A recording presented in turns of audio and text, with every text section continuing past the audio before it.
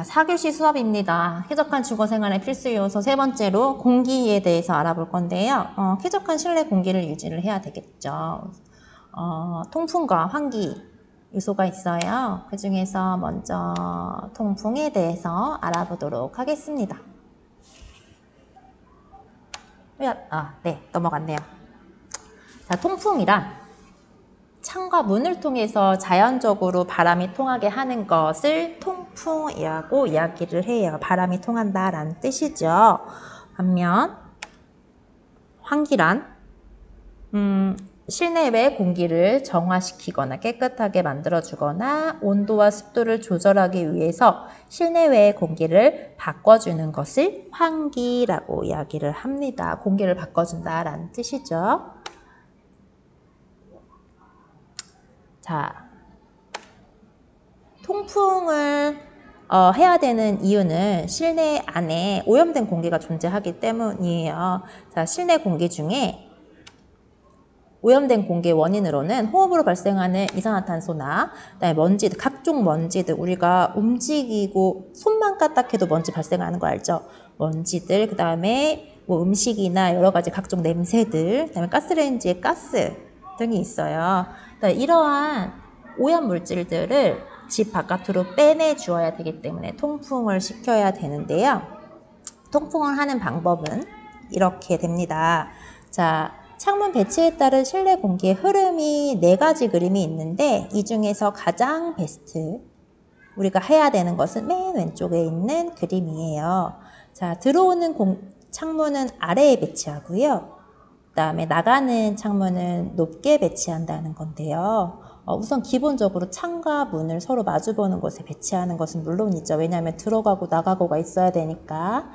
자, 그런데 이렇게 위치 차이를 놓는 것은, 높이 차이를 두는 것은 실내 공기가 더워지게 되면요 위로 올라가게 되겠죠. 실내에서는 아무래도 공기들이 우리의 열기로 활동하는 열기로 인해서 더워져요. 그래서 위로 올라가 있어요. 오염된 공기가 위로 올라가 있다는 거예요. 그렇기 때문에 외부의 공기가 상대적으로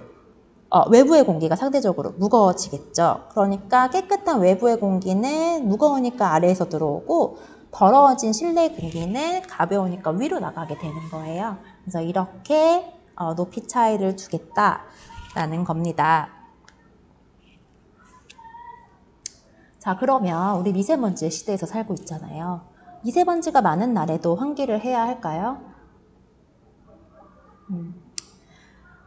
네, 여러분들 뉴스에서 봤는지 모르겠지만 미세먼지가 많은 날이라도 자연 환기를 어느 정도 시켜주는 것이 좋다라고 알려져 있습니다. 왜냐하면 아까 이야기했었던 집안에서 발생하는 오염 물질들이 꽤 많습니다. 미세먼지보다 더 유해할 수 있는 오염 물질들이 꽤 많아요.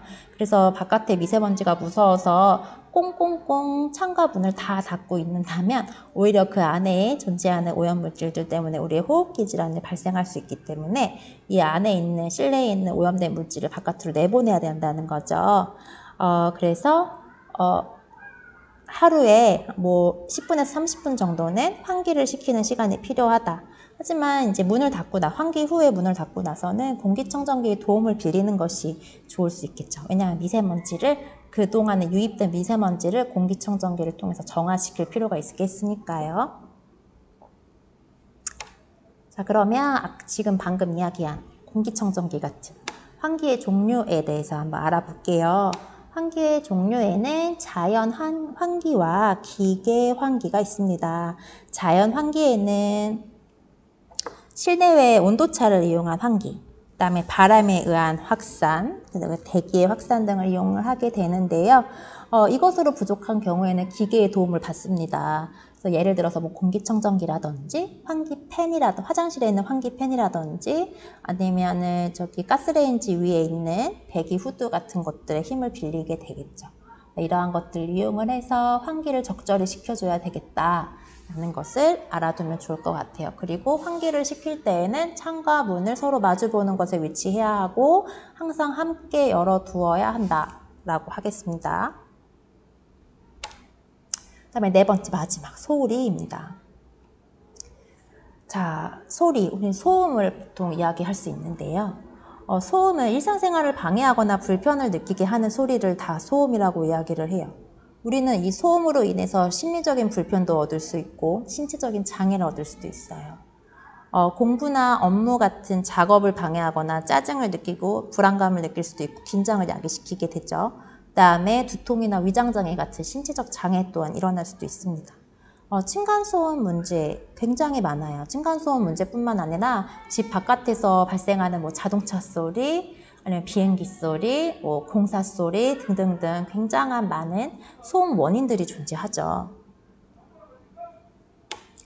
그래서 선생님이 이 층간소음을 네이버에서 검색을 해봤어요. 그랬더니만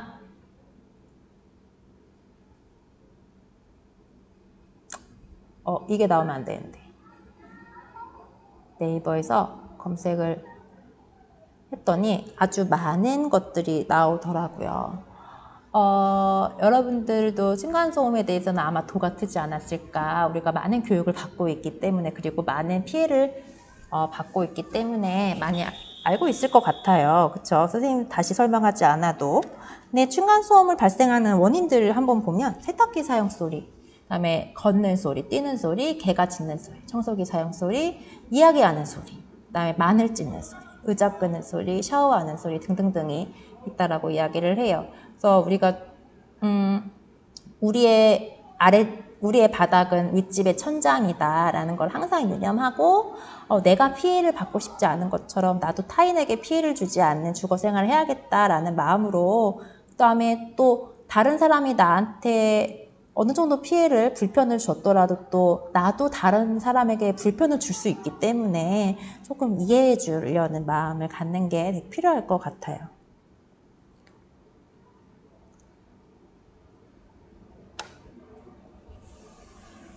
자, 마지막으로 새집 증후군이라 들어보셨나요? 네, 새집 증후군이라는 것은 집을 지을 때 발생한 각종 성분들이 집안에 머물면서 그 안에서 거주하는 거주자의 건강을 악화시키는 것을 이야기를 합니다. 그걸 새집 증후군이라고 이야기를 하고요. 이 새집 증후군이라고 아까 층간소음처럼 네이버에서 검색을 하면 아주 많은 정보들이 나옵니다. 이 용어가 나온 지는 꽤 오래됐어요. 이것들이 발생한 이유는 건축 자재들 때문인데요. 주요 원인으로는 뭐 라돈이라든지 포름알데히드라든지 휘발성 유기화합물 등이 있습니다. 이 물질들로 인해서 생기는 증상들은 두통, 그다음에 호흡기 질환, 수면 장애, 두드러기 등이 있을 수 있어요. 사람들마다 여러 가지 증상이 나타나는데요. 이러한 증상들을 겪지 않을 수 있는 방법이 존재한다고 합니다. 바로 베이크 아웃입니다. 베이크 아웃이라는 것은 이사를 들어가기 전에 집을 한번 굽는 것인데요. 뜨겁게 굽는 것을 이야기를 해요. 그 방법은 선생님이 우선은 지금은 이제 구두로 설명을 하고 등교하고 나면 여러분들에게 학습지 줄 거예요. 거기 이제 자세한 자료 있을 테니까 이거는 지금 뭐 필기를 따로 하거나 하진 않아도 될 것 같아요. 우선은 이제 간략히 개요만 이야기하자면 창문이랑 문을 모두 닫고 난방을 굉장히 뜨겁게 하는 거예요. 오랜 시간. 그리고 나서 이제 한 8시간 정도 난방을 싹 하고 들어가서 문을 다 열고 1시간 이상 환기를 시키는 거죠. 그래서 이제 뜨겁게 난방을 하면서 그 집안에 있는 라돈이라든지 유기화합물 같은 포름알데히드 같은 유해 물질들을 다 녹여내서 대기 중으로 내보내는 거예요. 그리고 이러한 과정을 한 4번, 5번 반복하면 이제 새집 증후군을 예방할 수 있다라고. 자, 오늘 수업은 여기까지고요. 오늘 수업이 굉장히 길었어요. 선생님도 지금 목이 되게 아프네요. 이 긴 수업 듣느라 고생 많았고 우리 학교에서 만납시다. 학교에서 만나요. 수고 많았습니다.